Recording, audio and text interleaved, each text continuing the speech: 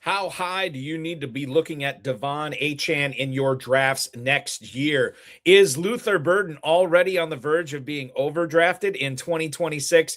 And what do you need to do to win $1 million playing the FFPC Main Event?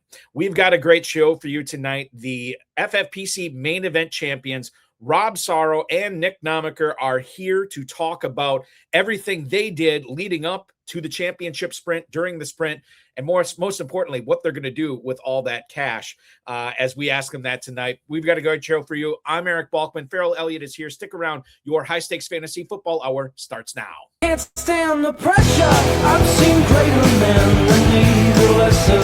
Broadcast live and heard around the world, you are now watching the most entertaining hour of radio on the planet. Welcome to the High Stakes Fantasy Football Hour presented by myffpc.com with your hosts Eric Balkman and Ferrell Elliott. The High Stakes Fantasy Football Hour is your home for analysis from the best players in the world. And now, because no one else was available, here are Eric Balkman and Ferrell Elliott. Solace in the scripture. Are we not all our father's sons? I became a man, nobody ever told me what a man was. Thank you, Rob. Greetings and salutations to all of you Balkaholics and Ferrelliacs. Welcome to the latest episode of the High Stakes Fantasy Football Hour presented by myffpc.com. I'm your slightly above average host, Eric Balkman. My co-host is the definitive commissioner of fantasy football, Ferrell Elliott. Coming up on tonight's show, we are going to dish about plenty of players, including but not limited to James Cook, Javonte Williams, and we're also going to get a visit from the freshest FFPC millionaires, one Rob Sarro and one Nick Namacher, who are going to be talking about how they won the main event this year and what they're going to do with that $1 million. We'll also talk about Wan'Dale Robinson, Lamar Jackson, and much more on the show tonight. Now, if you were not aware, allow me to make yourself aware that you can connect with us on X at hsffhour, at Eric Balkman. Of course, you can always learn more about the Kentucky Fantasy Football State Championship at kffsc.com. Post on our Facebook page at facebook.com/hsffhour. Email us at highstakesfantasyfootball@gmail.com if you have any questions for us. Now is the time to send them in. We'll try to get to all the chat room questions, X posts, and emails in the fantasy feedback segment coming up later on in the show. Shout out to our audio engineer, my best friend Bryce, and of course, our producer and mutual friend, Rob. The FFPC Weekly Challenge is live for one more time. Week 18 Weekly Challenge features no draft, no salary cap. Just pick 10 or 12 players if you want to play with kickers and defenses. Win up to $2,500 in 10, 30, or 100 team contests. Only one player per NFL team. Register now at myffpc.com. The world-famous FFPC Playoff Challenge is also live. Registration's going off the board in that at myffpc.com. Same format. No draft, no salary cap. There are no convoluted rules with this. Just pick your 12 players and watch them ride through the Pro Football Championship. Remember, double points for any players you get to make it that far into the Pro Football Championship. Win $500,000, win $100,000 grand prizes with $235 entry fees, respectively. Same thing. One player per team. Get your teams together now. myffpc.com. Remember to like this video, subscribe to the channel, comment on the video, share it with your friends, share it with your enemies, and get notified each and every time we go live, which will be this coming Tuesday night. So we'll talk about that at the end of the program. I want to welcome in the co-host with the most. You know him, you love him, you follow him on X and Instagram at jferrellelliott. He is the one, the only, the commissioner of the Kentucky Fantasy Football State Championship, Commissioner Ferrell Elliott. Good evening, sir, and Happy New Year to you. Balky, how are you, my friend? Happy New Year to you. It's weird to be doing this show in 2026. Given, when we started back in the day, but here we are, man. Well, I knew you were going to make it to 2026. A couple times last year, I had my doubts. What are your early New Year's resolutions? To be more like Rob and Nick? And that's one. The Balky, my hair looks ablaze. I've got too much light. You don't have enough. Maybe we should get a set producer. Maybe that should be. That should be. I'm gonna try killing this light, and hopefully that. Oh, now we can see the real Balky. Yeah. The handsomeness. It's so fantastic. I want to shout out to the chat room right now. We're already lit up in here. We got James Hicks. Hope everybody had a happy new year. Looking forward to hanging with Balky, Ferrell, and the Oinkers. There they are. All the great fantasy football players at the Super Bowl draft. That's coming up here shortly. And also want to Dom Gazzetti chiming in with Happy New Year.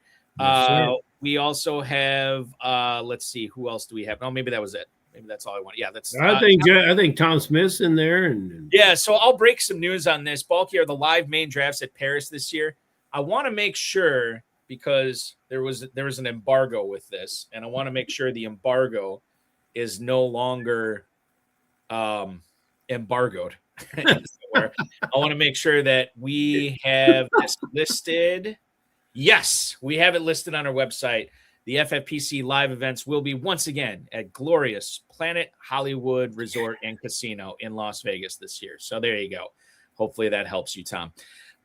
Shout out to a couple of people, really 3 people at the top of the show, Ferrell. We mentioned that we're going to have Rob Sarro and Nick Namacher coming up in a little bit here. But shout out to former guest of this show. Shout out to one of my favorite buddies to hang out with at the KFFSC, who has now added KFFSC Main Event Champion to his resume. Pretty impressive stuff from him. And then also we'll shout out our good friends who also are former guests of the show who won the KFFSC Super Sunday contest as well. I'll let you reveal that to the viewers. Oh, wonderful. Dan Flamholz, our good friend from down in Texas, in his second year of KFFSC play. And Balky is really interesting. He the first year he came, I said, now you're coming all the way from Texas. You might want to play more than 2 teams. Maybe something will open up when you get here. But, expanding your territory a little bit might rule the day. And when he got there, he said, you know what, Ferrell, I should have played more teams. And he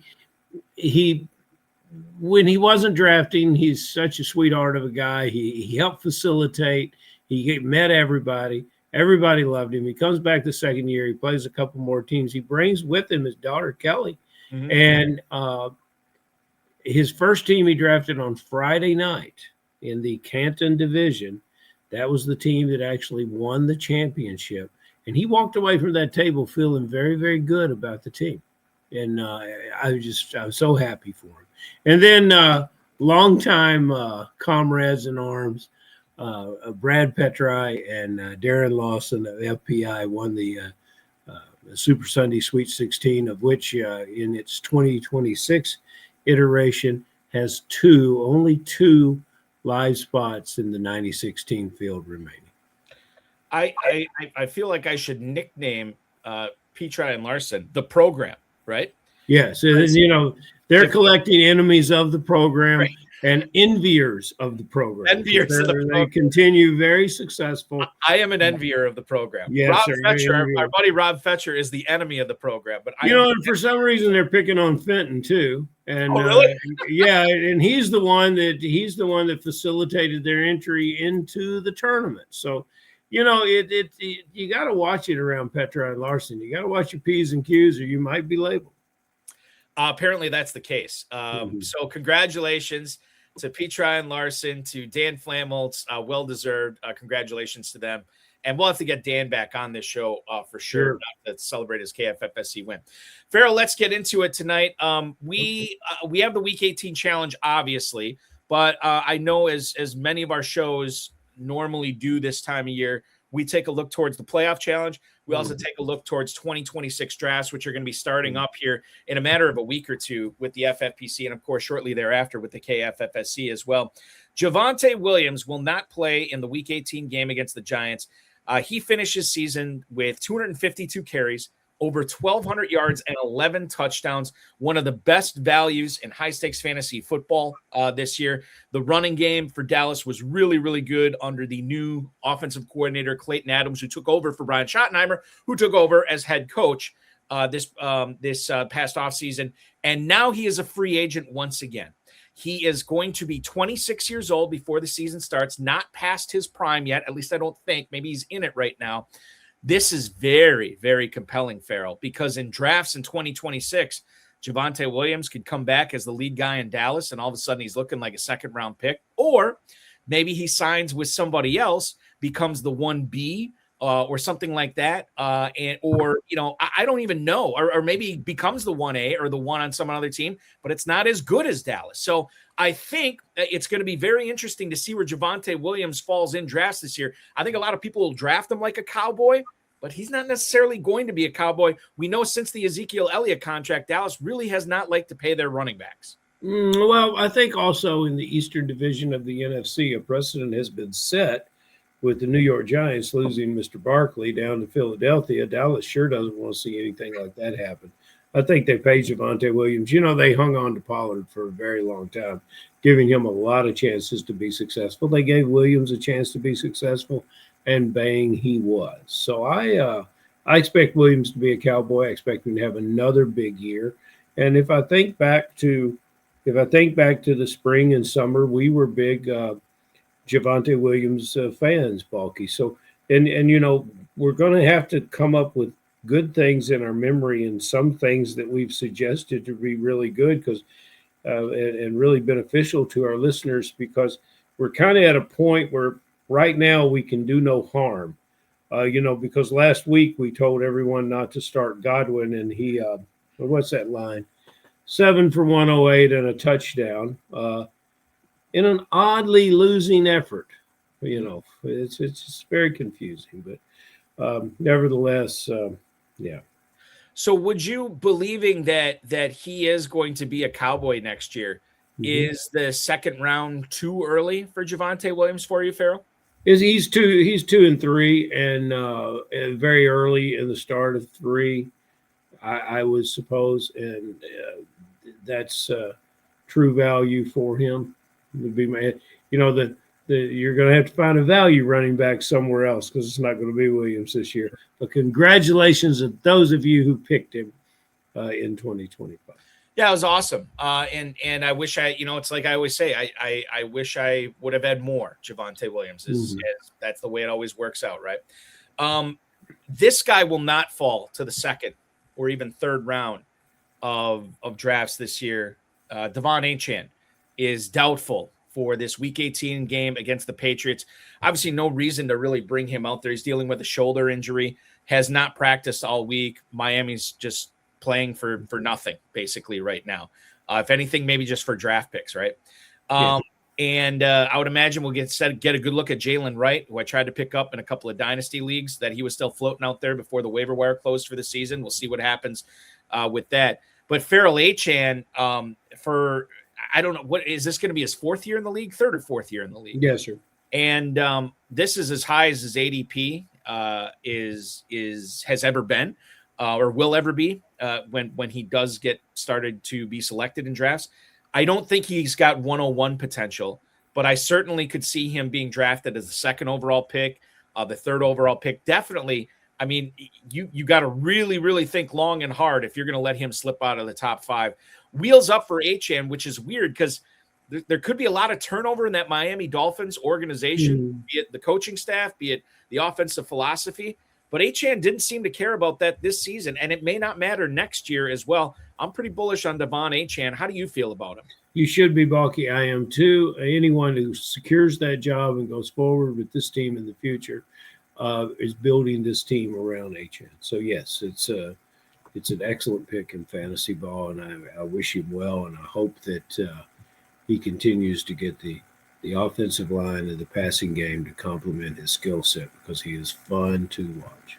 He is fun to watch, and just stay healthy, baby, because as long as that do dude's on the field, he puts up numbers. Yeah, stay healthy. James Cook is an interesting guy for Week 18. Now, this doesn't matter for us because we've wrapped up our fantasy seasons as far as the regular season goes. Sean McDermott has said that a rushing title is on his mind for James Cook, this according to the Buffalo News. Now, he's currently leading the NFL with over 1,600 rushing yards, with Jonathan Taylor, who actually plays before Cook on Sunday, sitting, 47 yards behind him. And then Derrick Henry, I mean, you can't count this dude out. He's 137 yards behind him as well. Cook may not play the whole game. Cook may just play part of the game. Cook may not play at all. I don't know what's going to happen. Regardless of all that, this is the year. I don't think I told you this. one of my private dynasty leagues I was in, I was talking with the guy. I ultimately won it. I sweated it out on Monday Night Good for you, Bo. Thank you. And I was texting with the guy I was playing against, and he said, I should have taken that James Cook trade. Oh, Said, what are you talking about? Apparently, after last season, I offered this guy James Cook for his first rounder, and he turned me down. And I was like, God, why would I do that? But I remembered this. I was down on James Cook. I can't remember what you were saying, but I just thought that the level that he had to reach in 2025 to pay off where people were drafting him was not something I could envision him doing. And lo and behold, he was even better in 2026. So now you're looking at this guy in second round of drafts for sure next year. He may even go in the first. And I don't want to use the regression argument because that got thrown in my face this year. Is this just who James Cook is now, or are we going to see him come back to the rest of the pack a little bit, so to speak? Oh, I don't think so. And he's in a good pack to be with. I think he's was an underrated performer. Obviously, I think there was some conversation of other running backs being in the mix there, and then we talk. All of our pros come on and they talk about how many touchdowns Josh Allen is going to rush for in the red zone and how that's going to take opportunities away from Cook. I tell you what, I think the opportunity is taken away from Cook, and to a degree, you might say Henry. And these are both running backs that played on teams with very porous defenses this year. And these two, Buffalo was in the chase position on the scoreboard way, way too often. If you could get in a situation where defensive play in Buffalo, especially against the run, could create some field position, and they attempt to run the ball more often once they set on the lead with Cook, he could easily have a better year next year. I think that and Tom Smith chime in right now. Think Cook could go at the end of first round next year. Not only do I think he can, I think he will. Maybe not, consistently, but I'm sure he sneaks into the first round of several drafts, more than several drafts next year. We have the FFPC Main Event champs, Rob Sarro and Nick Namacher, waiting to come on right now. The last thing I want to bring up before we get to them is Luther Burden, who was removed from the injury report. He is going to play in Week 18 against the Lions. This, according to the Bears official X account. Burden actually got hurt at the end of the game last week against the Niners. Missed half of practice on Wednesday and full practice Thursday and Friday, so he should be good to go. This is a very interesting player for 2026 drafts, Ferrell, because I think the no-shows we've seen from DJ Moore more often than not this year, and then Roma Dunze, who started off really hot, but definitely petered out and then had the injury, the foot injury, and maybe that had something to do with his performance. I'm sure it did. But I look at how the Bears are ending the season, entering the postseason. Who are the two big playmakers on this team?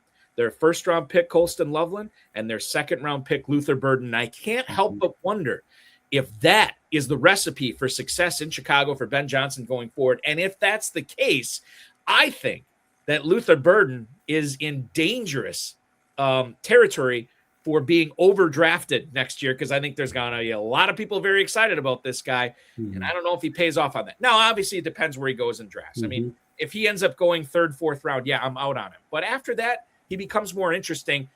Put it this way, Ferrell, I was very disappointed that I did not get Luther Burden on more of my dynasty teams, because I think he's going to have a very successful season next year. Well, I think he'll be a fourth-rounder draft pick. I think he'll be a third. People will remember the recency bias of all the great things he did. And, with the spirit of college football that is very much in my world right now and this week, the other Bear receivers could possibly be entering the portal if this was the college ball. This is the guy as far as this offense is concerned. And he's a player that delivered. We talked about what was the difference. In our contest in Kentucky was decided by 1 and 2 in decibels of points. And Burden was the guy that made the difference for a lot of people who cashed in. And I think he'll do that on a continual basis next year. So I'm high on this player. I guess I'm a little higher on him than you are, Balky. And we're just now going to roll back to what we just talked about with James Cook. Let's don't make Burden our 2026 Cook. I am. I guess I will have to carry that burden and bite the bullet and take Luther Burden in the 4th round of KFFSC drafts. We'll see who goes in the FFPC as well. Our next guests, or our guests on the show tonight, have entered FFPC royalty status. These two gentlemen have etched their name into fantasy history. They have slayed the giant. They have beaten the field and come away with a $1 million grand prize. Phil should do the Dr. Evil. $1 million in the FFPC. And they're here to tell us about it tonight, what the sweat was like, how they built this team, how they managed this team, and how they celebrated, most importantly. That's always my favorite part of the interview. Please welcome into the program your 2025 FFPC Main Event champions, Mr. Rob Sarro, Mr. Nick Namacher. Did I get the names right, guys? You did, and most people don't, so it's really impressive. Oh, good. I'm glad to He's hear a that. broadcast professional, Nick. Right. Yes. Yeah. So this is exciting to have you guys on. We're trying to get Rob back in right now. I'm going to see if one guy just bailed. No, Rob, we're trying to get Rob in. Rob, you got us? Rob is still celebrating. He's got us. Can you hear me? Yeah, you're coming through, man. You're coming through. So Just trying to get the camera working. yeah, well, as long as we can hear you, man, that's the biggest thing. We can kind of hear you. Stay on top of that mic, brother. I'm Right, sorry. exactly. Yes. So let's talk about what you guys. The first non-fantasy football question. I'll let you go first on this one, Nick, and then Rob, let us know, what are you guys doing for a living when you are not winning $1 million playing fantasy football? Hey, Eric, Ferrell. Thanks for having us on the show first and foremost. Started watching you guys 2 years ago, and hey, you watch your guys' show, you might end up in our seat one day.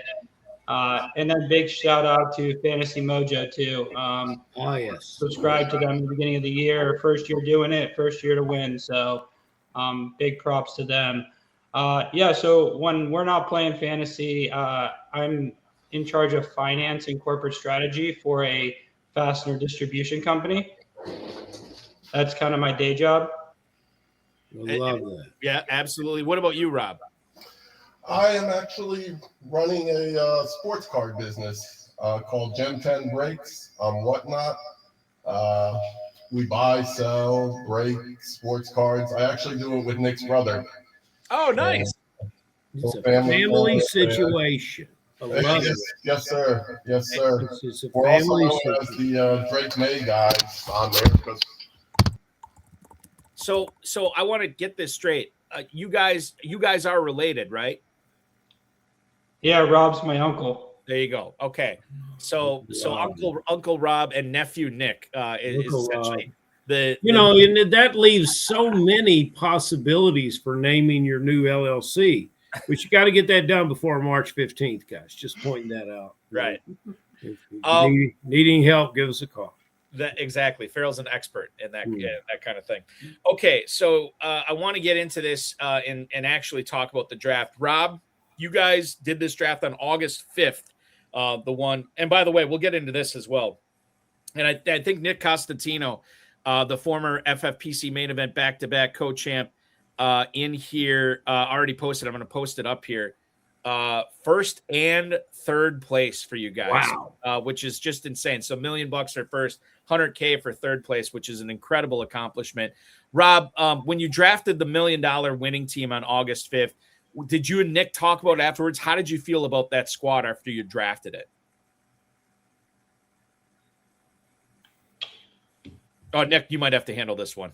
Yeah, it was actually the first 2K draft main event team we did, which is kind of surprising. But we actually came out of that draft feeling really good.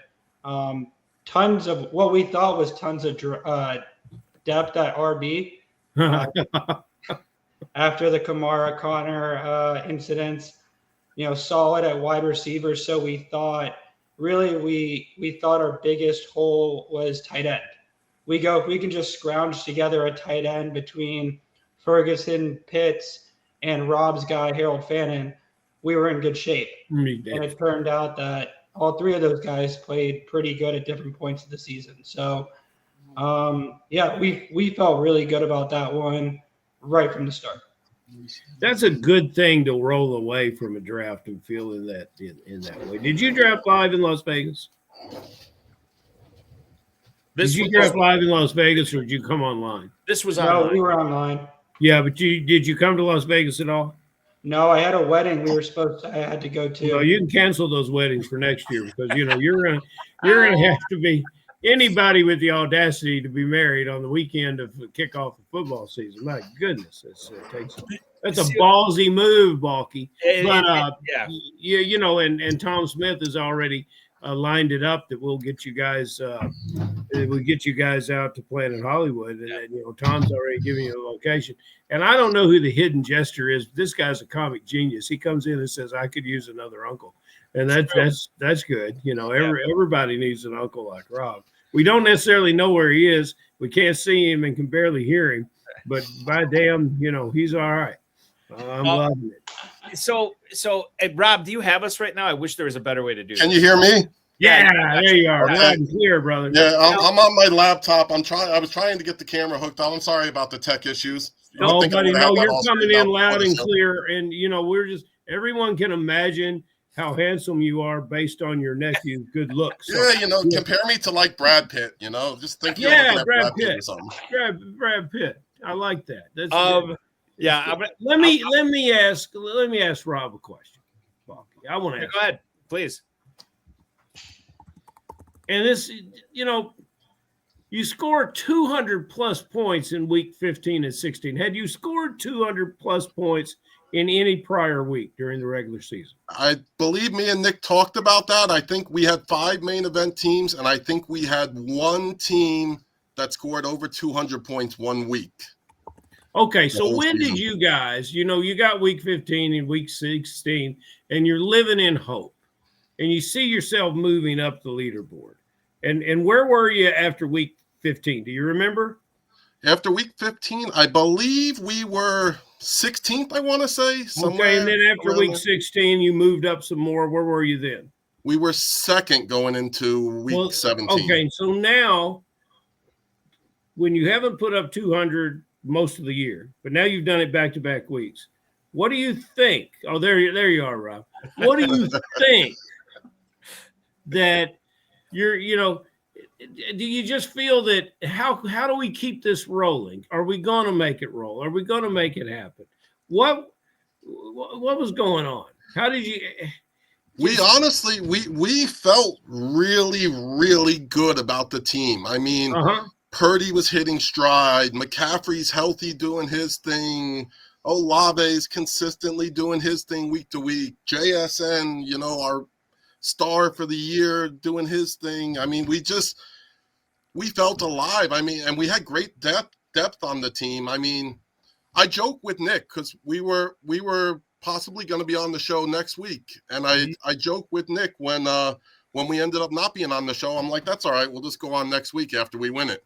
And I mean, we felt really good about the team. And then Christmas Day was a great day. You know, all those low scores. All we had was Aubrey with put up like 17.5. Yeah. Am I on there now? I don't know. Yeah, you're good. You're good. At least see it, Brad. Yeah, that's a good looking black on black t-shirt, sport coats. Always a really look. But yeah, so Aubrey put up 17.5, and everybody else really did nothing Christmas Day, Thursday, last Thursday. And then Saturday was what? Derrick Henry had the monster game, but that didn't really affect anything. Mm-hmm. And other than that, you're watching that scoreboard. You're watching it. And speaking of watching the scoreboards, I want to send a quick shout out to your guest from Monday, Brian. He had a great team. There was 2 or 3 teams that we had pulled up along with our own team that we were like really watching, and he was one of them. Mm-hmm. Along with the second place finisher, DC Lead, and Cocktails and Dreams, as always, had some great teams up there. Mm-hmm. Yeah, and I think Waleed Maqbul, actually, I think he was the team in between you guys in first and third. And we had him on the show, I want to say last December, where he had a team in contention in the main event, and then he finishes runner-up this year. So there's some heavy hitters up at the top of the board for sure this past season. So the other thing I wanted to get to here, or one of the other things I wanted to get to, the sweat on Sunday and Monday, right? Like Rob, you talked about Saturday. You talked about Thursday, obviously. Sunday and Monday, it's coming down to it. Obviously, there's a bevy of games going on Sunday. You have to wait out the Falcons and Rams. And I'll be honest with you, Rob, I don't know who is, like, if there's anybody in contention. I know we were talking about it at the FFPC.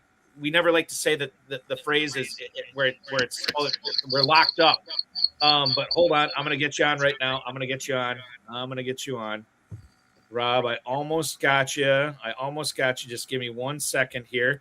Technology and about boom. that, guys. So sorry. There it is. There it he is. is. So sorry. I think you're better looking than Brad Pitt, actually. Oh, there we go. Yeah. You hear that all the time. Yes. So what was the sweat like, not only on Sunday, but obviously Monday night too? How did you guys spend those 2 days with football? Did you even watch the games? Did you want to get away from it? I'm always curious to hear this. Sunday, Nick came over to my house early Sunday to make our final lineup decisions. We had a really hard choice on Sunday morning. We had to leave out one guy out of Harold Fannin, Kyle Pitts, Juwan Jennings, and Michael Wilson. We couldn't decide. We decided we had to keep Kyle Pitts because so many other people had him. We couldn't take the chance. He was the one we wanted to leave out, but so many other people had him. We figured we just couldn't take that chance. We had to leave Juwan Jennings because of the Kittle being out. So it came down to Michael Wilson and Fannin. We ended up going with Fannin, which ultimately was the wrong move, but not a big deal. But to get back more to your question, the main team was basically wrapped up Sunday. By halftime of the 49ers game, that team was pretty much wrapped up. I mean, we got some insurance points in the second half. Going into Monday night, somebody would have had to score 70 points with Puka and outscore Kyle Pitts or whatever. So that was basically over. But we did have Bijan to root with on Monday night for the other team. But you had a magical weekend. As you guys were managing this team, all these teams, 5 teams, throughout the season, did you ever, in this stretch run before, were there ever any near misses? You talked about what you did here, but was there ever something that you almost did wrong? We have one thing we regret, but it wasn't on the $1 million team. So I don't. We have a team. We also won the toilet bowl. Well, I'll be there. We actually considered that our best team for a new name. I believe we should call it the Hidden Jester Bowl. There you go. It's begging for a new name. You won the toilet. But we considered that our best team. It was Drake May, James Cook, Puka Nacua, Rashee Rice. I mean, it was just loaded. I'm sorry to interrupt. I'm just seeing this for the first time. You guys did first and third in the main event championship round, and you win the toilet. And I forgot to set the lineup on that team week 15, so that cost me 38 points. I forgot to put Drake May back in a quarterback over Tua because he was on the week 14 bye, and a couple other things. Get back to asking Nick some questions because everybody's beginning to hate the lovable uncle. You know, we shouldn't have said that you forgot to set the lineup. Probably a lot of my friends in there. You should not have said that. So just real quick, just to reiterate, out of, I don't know, a couple thousand teams, you guys win the toilet bowl. Well, not a couple thousand teams. Well, maybe a couple thousand teams. You guys win the toilet bowl. You also had a top 70 finish in the toilet bowl as well. And then the championship, first and third.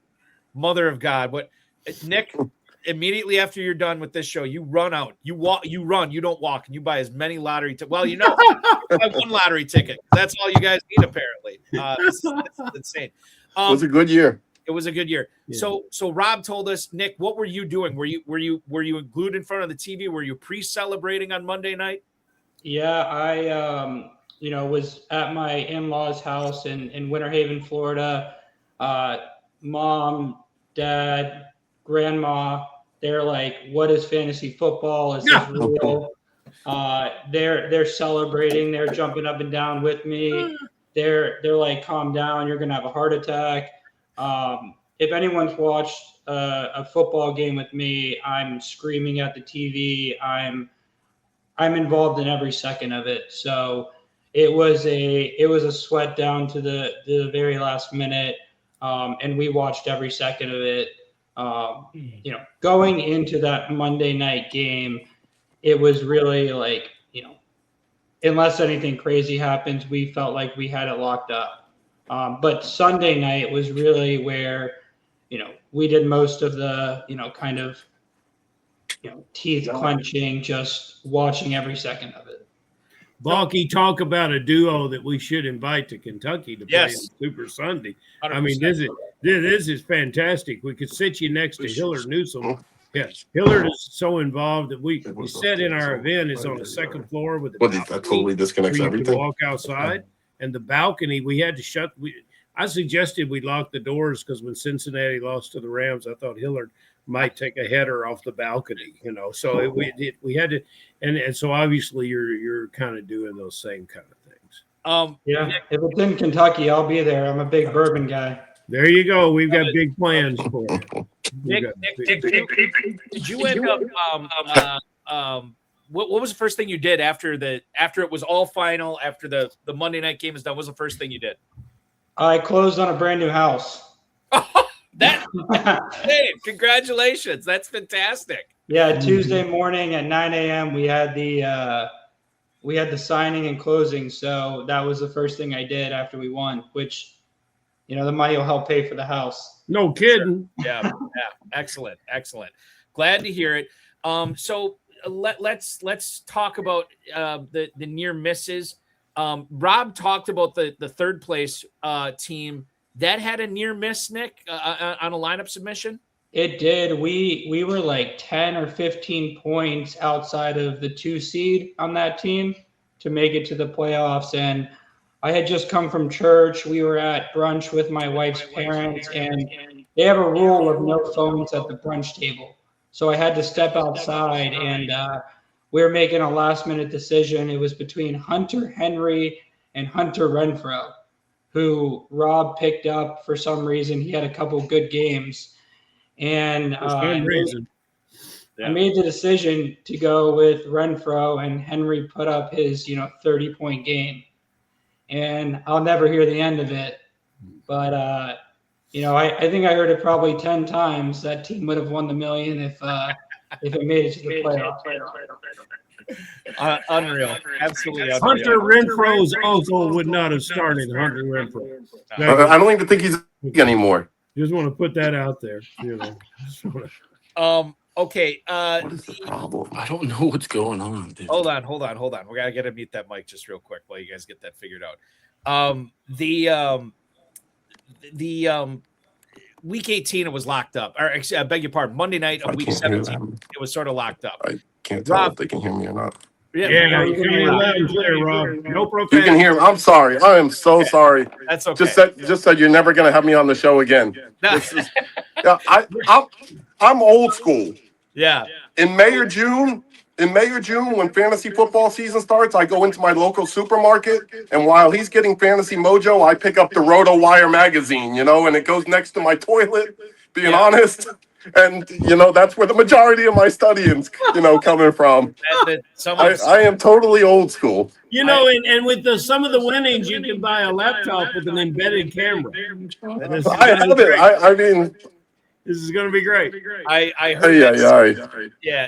So the third place team, did your focus probably needs to turn down our feed, Balky. Yeah, I wish I could. I cannot do it. So it was actually the toilet bowl team that Nick was talking about with that Hunter Henry, Hunter Renfrow. That would have made the playoffs. It would have been the 2 seed. We chased that win all year. That 30 points and the win, we chased it all year. And it ended up we would have been the 2 seed on that team. Oh, we lost Rob. With his phone is not cooperating. Okay. Lots of confessions from Rob. Hold on, Nick. So did your focus on Monday night turn to the third place team, knowing that you basically had the million locked up? I mean, how closely were you watching that? Oh, I mean, so the third place team, we actually have a third partner in that, which is my brother. And he's the guy that you see in that, video with my uncle. Right. And, he doesn't really play much, but we included him in because we wanted to, get him in there. And so I was super excited to get that third place finish. I mean, we were watching that game extensively. We honestly, going into that, we didn't think that team had any chance of outside of top 5, just given Puka Nacua, Matthew Stafford. There was a lot of good players in that, going into there, Kyle Pitts, and it just turned out everyone kind of put up a dud except for Bijan. And so I think Grandma should get a team, draft Joe Namath and some other, guys from her. She would probably win, based on the year. But we were watching every second of that. We were debating, did we want it to go into overtime because Kyle Pitts could push us out of that third place, or we could have moved into second. Ultimately, we were just thrilled with the outcome. One of the things, Balky, that blows my mind here, and Nick, I hear this from so many players that play in Kentucky League. As commissioner, you're going to hear about it. Is that they just, oh my God, all my running backs are injured. Now on the same team, you lost Kamara and Connor. Is that correct? Yep. Was there another running back on that same team that you lost? We had a couple there, but Travis Etienne was really our, shining knight here. But you were not immune to injury. I believe so many players think you have to. Now, being healthy helps. It really does help. But so many players think you have to have perfect health to win this thing. And you're proving that is not the case. How active were you on the waiver wire? What was one of your best waiver wire pickups? Or did you just draft such a depth-laden 20-man team? You were good to go. No, I give all and every ounce of credit on the waiver wire to Uncle Rob. He is on top of everything every week. We almost don't even talk about the waiver wire, and I think it's probably the most important part of winning this thing.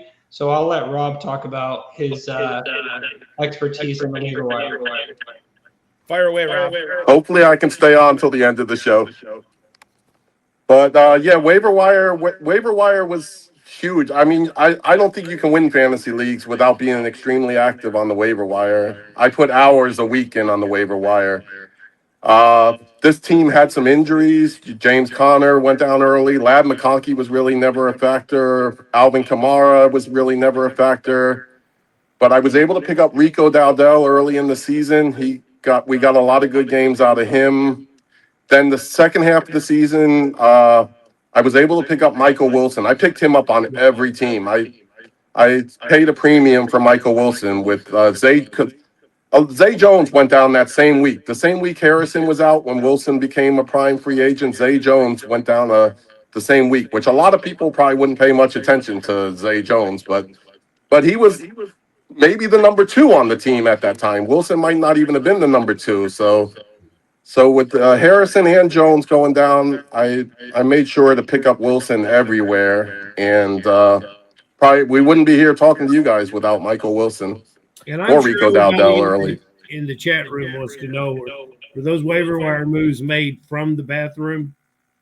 They might have been. The decision, part of the decision was definitely made in the restroom. Part of the decision, in the bathroom, maybe not the official move. In the toilet bowl, and I just, there's some things going on here that just don't make a lot.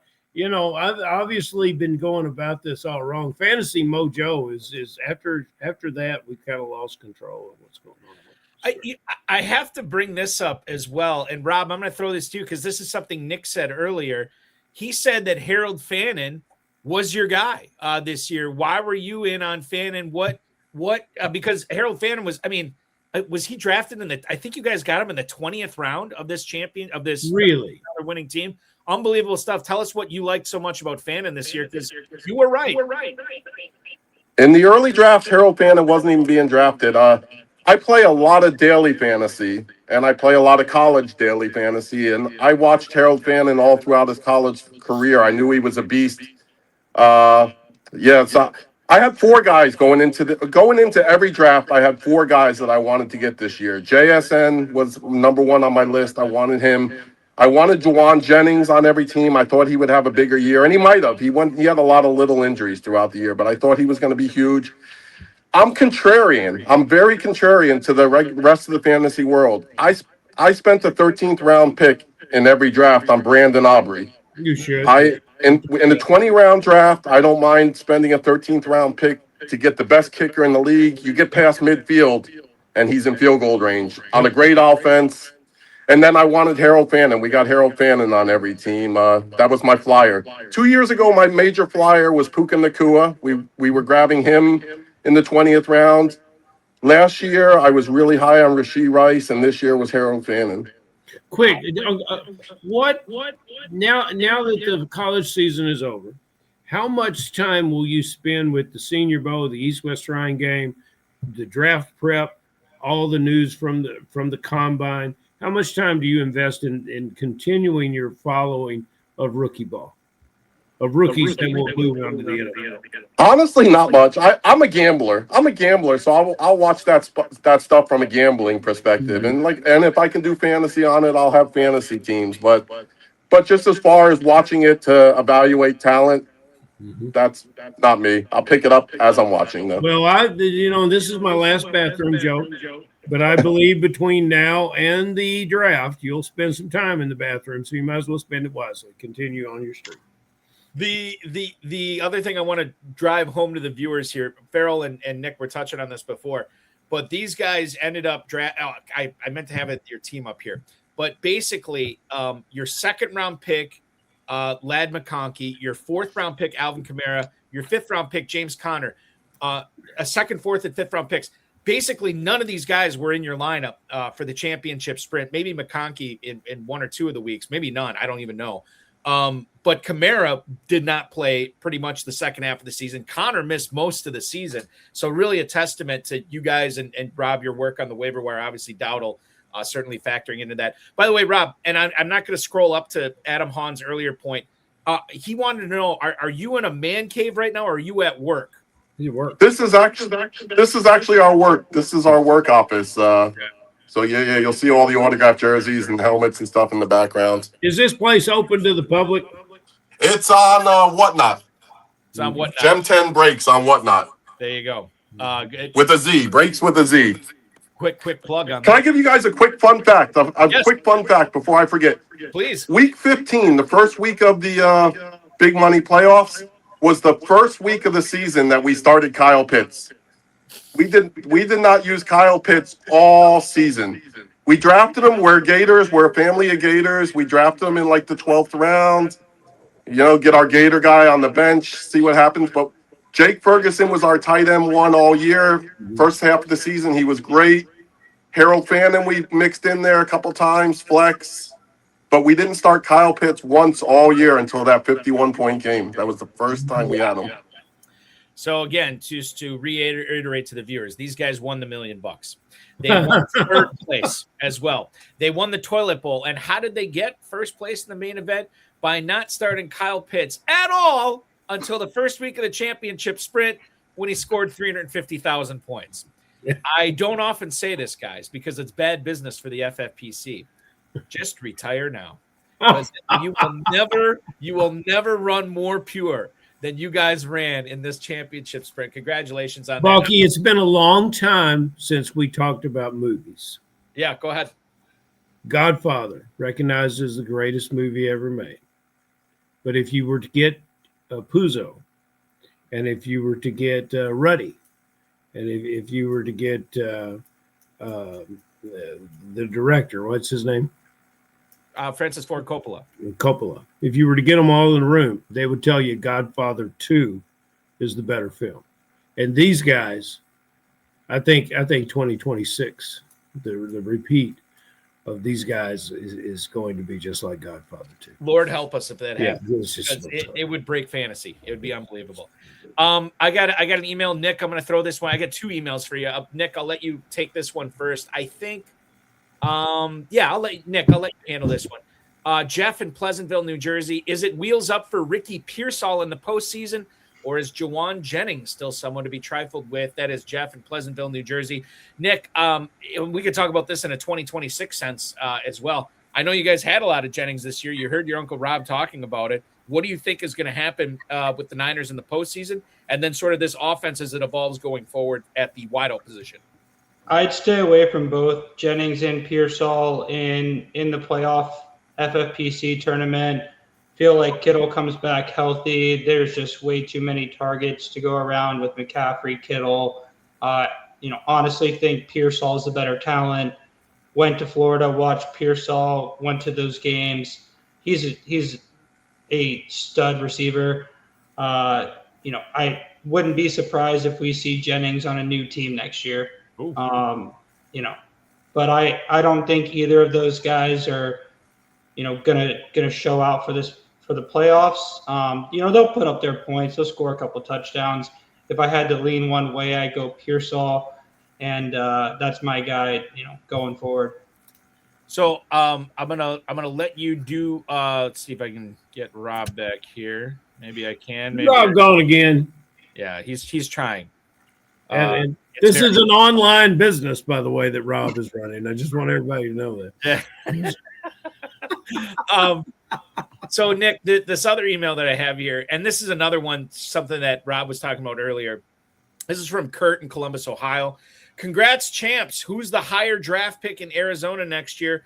Marvin Harrison or Michael Wilson? Enjoy all that cash. That is Kurt in Columbus, Ohio. Nick, do you have a feeling on Wilson v. Harrison yet? Rob and I talked a lot about this. When Marvin Harrison's on the field, he's the clear-cut number one target.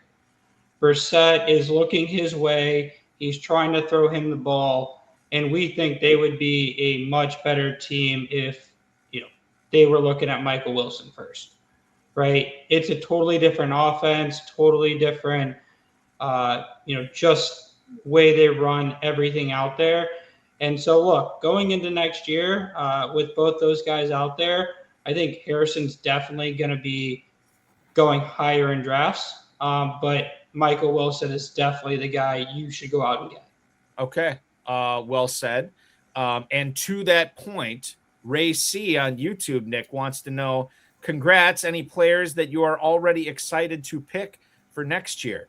And I would say, based on how the end of the season turned out for you, everybody is literally awaiting this answer with bated breath on the edge of their seats because you guys did so much right this year. Who are you excited to get on your squads for 2026? I see it all depends on ADP, right? But I see Olave going, mid-second round next year. If he stays healthy, avoids the concussions, he'll be a beast. Travion Henderson is a guy people should definitely, try to move up on draft boards to go get. And I'll say the one thing we tried to do this year, and we didn't do enough of it, is don't focus so much on ADP. If you want to jump up 5 or 6, 7 picks, even a round early, do that for your guy. Get your guys. JSN was our guy this year. We took him everywhere from early to late third. Honestly, probably could have taken him earlier. But we'll definitely share an updated. Rob said Harold Fannin. Obviously, Harold Fannin. Right.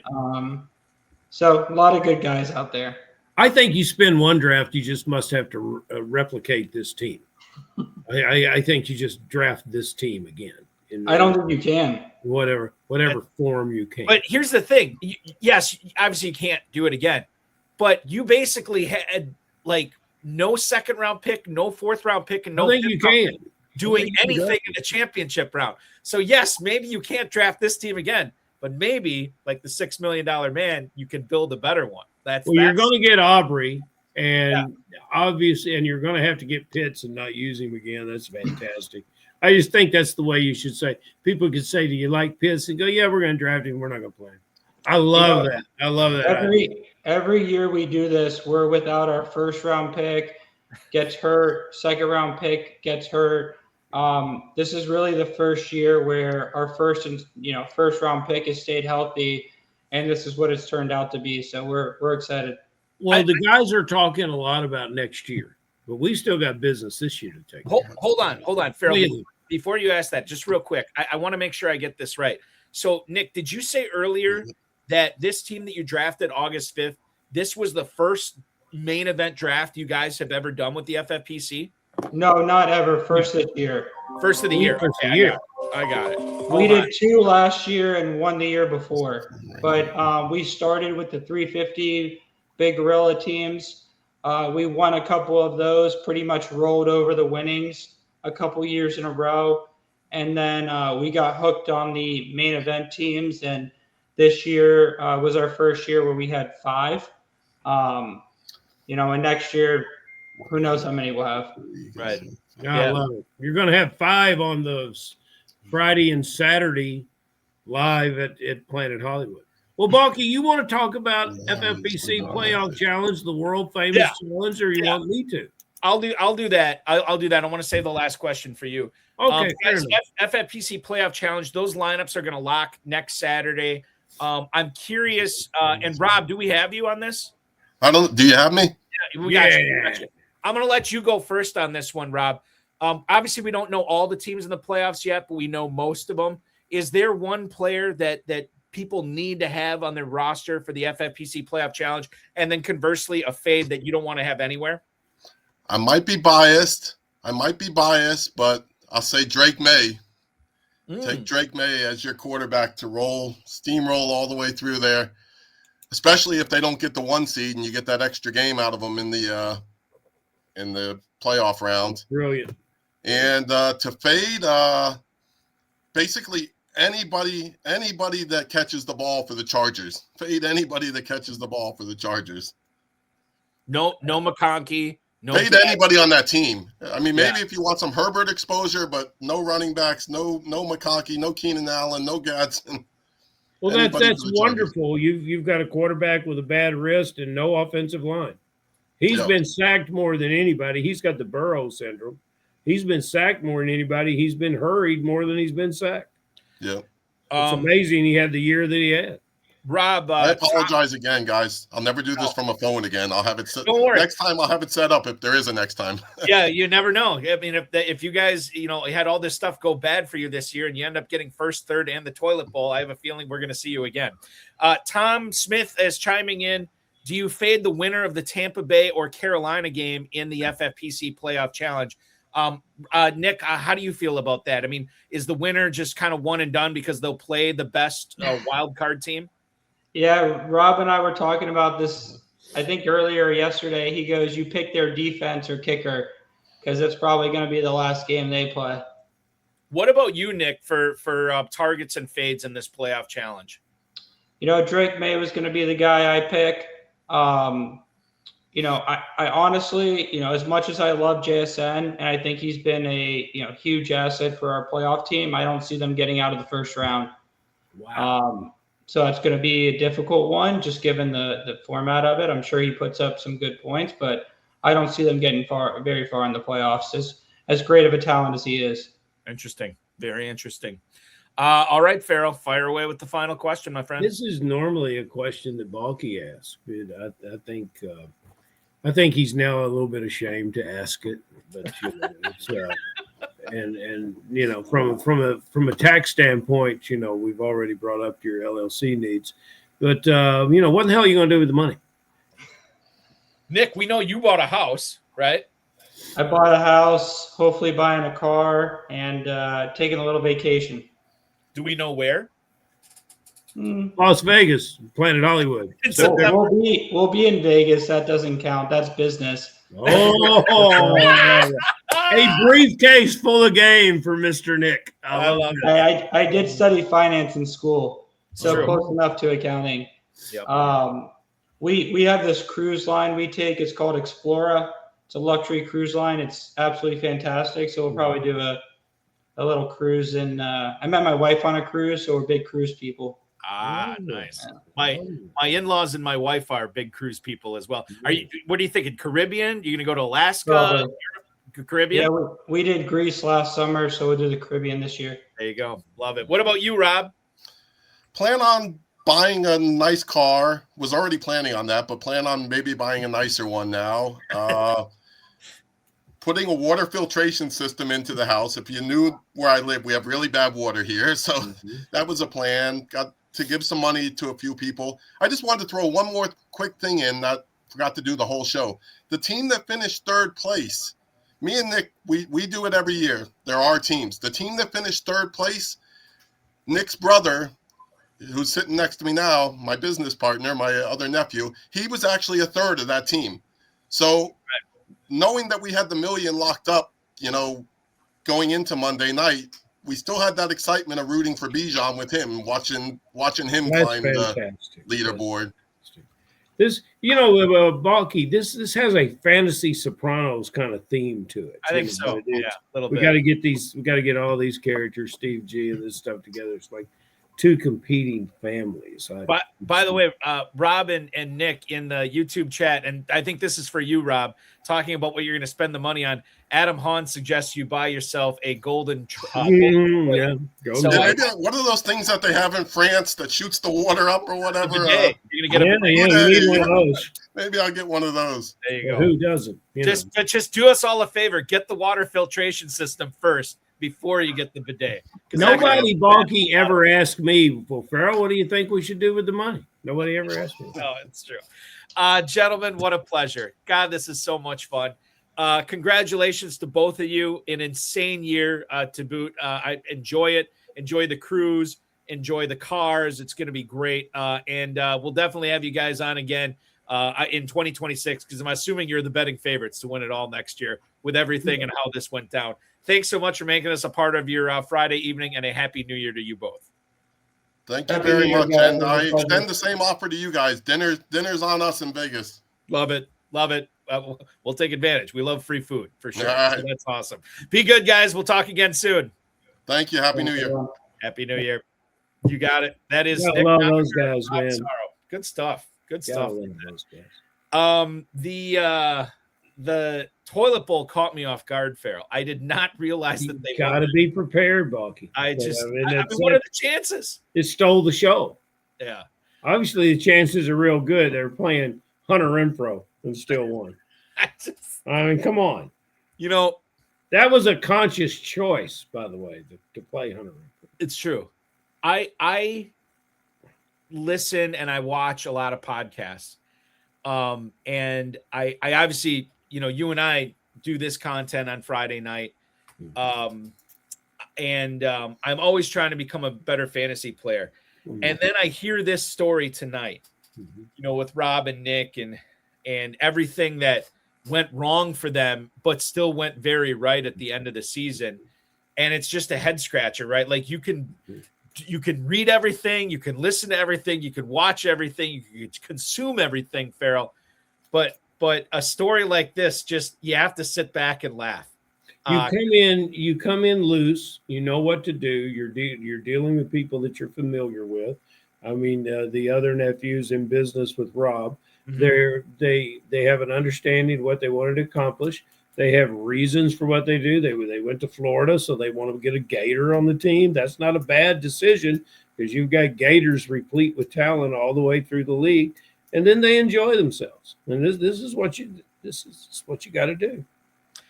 I want to thank you for hopping aboard tonight. We got to wrap this up here. We got to wrap it up. We got to wrap it up. Yeah.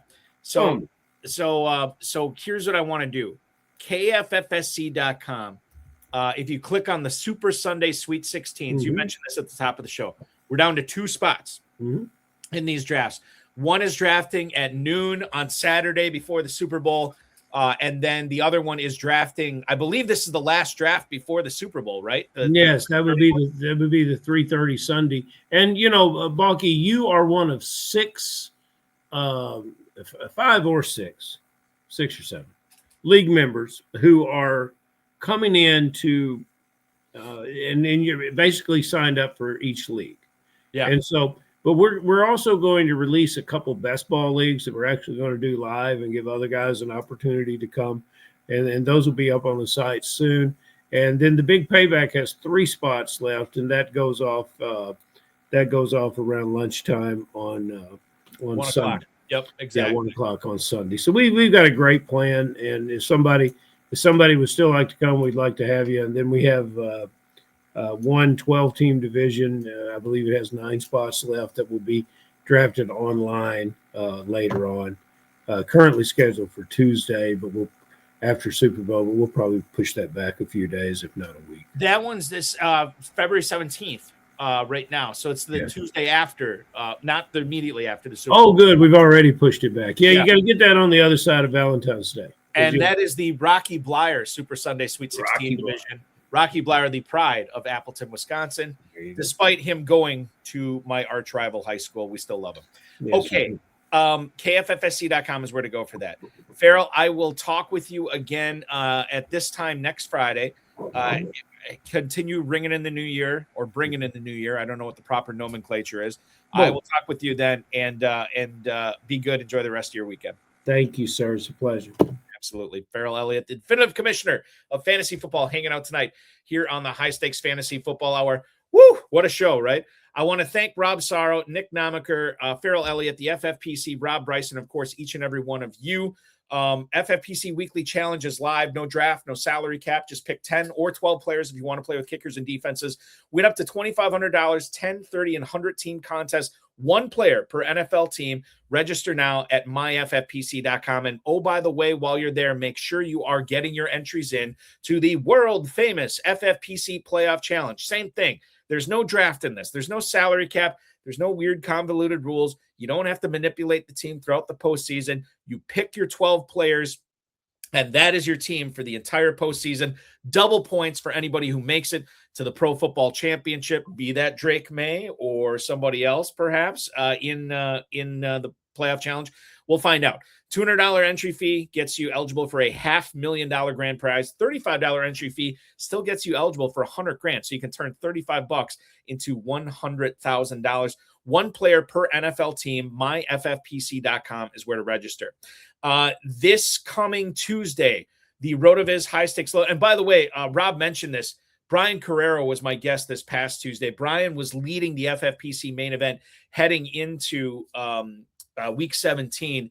And he was kind enough to join me this past Tuesday to break down how it happened, what happened to his team, and what that was like. So you heard the good, you can hear the bad, and I think most of us know the bad, right? Like it's rare to experience the absolute pinnacle. But Brian brought us behind the scenes of what it was like for him taking that in. Really, I mean, it was one of the longer high stakes lowdowns I've done. And it was a lot of fun. We got a lot of stuff accomplished with Brian on Tuesday night. You can watch that on the FFPC socials or the RotoViz podcast feed. We will be back live on that show, 10 p.m. Eastern time this coming Tuesday. We did a special Monday FFPC Insider Access show on the Better Sports Network with Fantasy Alarm's Andrew Cooper. So it was great to talk with him for 2 hours. Learned a lot and hopefully got you set up for the playoff challenge and for drafts next year already. And then we will be back this coming Thursday. We'll resume our Thursday time slot for the FFPC Insider Access show on the Better Sports Network or anywhere the FFPC socials are, YouTube, X, Facebook, what have you. RotoWire's Joe Bartle will be my guest for that. That's going to be a banger. Can't wait to chop it up with Joe on Thursday. And as I said, we will be back here Friday night at 10 p.m. Eastern time. Remember to like this video, subscribe to the channel, comment on the video, share it with your friends, share it with your enemies, and get notified each and every time we go live. Your weekend officially starts now.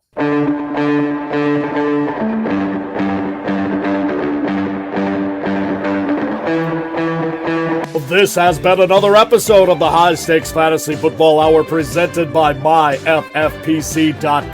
It was broadcast live and was watched around the world. Balky and Ferrell will be back next week with more analysis, more interviews, and more advice from guests much smarter than they are. Thanks for watching, and we'll talk with you again next week.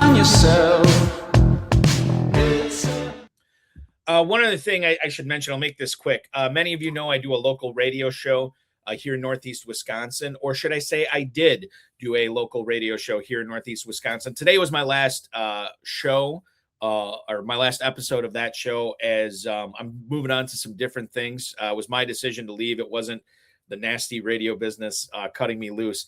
But my parting message, I think I wanted to reiterate tonight, and I'm going to conform it to fantasy football. sports, fantasy football, this should not be our life, right? This is not why we were put on this planet. Sports, fantasy football, it is a wonderful, wonderful diversion, wonderful distraction from stuff that maybe we don't like going on in our lives. And to get away, to escape into a football game or to escape into our fantasy football matchup, we love that. But I would encourage each and every one of you. I'm sure for most people, because of the way championships work, this season probably didn't end like you had hoped at the start of the year. But bear in mind that this was always supposed to be a supplement. Like, we have friends, we have family, we have other stuff in this life. I know there's plenty of times where I have checked out from watching football or checked out from sports in general to flip on a television show or watch a movie or read a book, or more importantly, hang out with my friends, be there for my family. There's so much more to life than this. So even if you're upset about how this season ended for you in fantasy football, bear in mind that there is much more to life than this. And when fantasy football, when you're ready to come back to fantasy football, when you're ready to enjoy it again with an open heart, a positive attitude, and general happiness, it will be waiting here for you. Thank you so much, everybody. Happy New Year, and we will talk with you again next Friday.